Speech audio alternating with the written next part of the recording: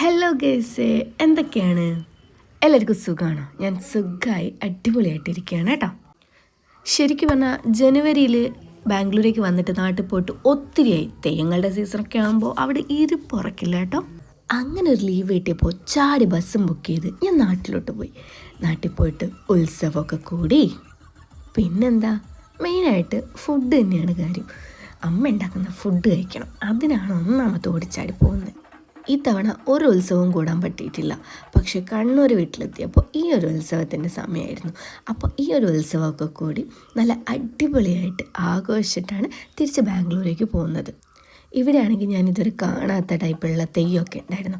അപ്പോൾ അതൊക്കെ കണ്ട് രാവിലെ ആയിരുന്നു കേട്ടോ ഈ തെയ്യം. അപ്പോൾ അത് കാണാൻ വേണ്ടി രാവിലെ എണീറ്റ് അമ്പലത്തിലൊക്കെ പോയി ഇതൊക്കെ കണ്ടതിന് ശേഷം മനസ്സും വയറും നിറഞ്ഞിട്ട് തിരിച്ച് ബാംഗ്ലൂരിലേക്ക് പോയി. വെറും 3 ദിവസത്തെ ലീവിന് വേണ്ടിയിട്ടാണ് ഞാൻ നാട്ടിൽ വന്നത്.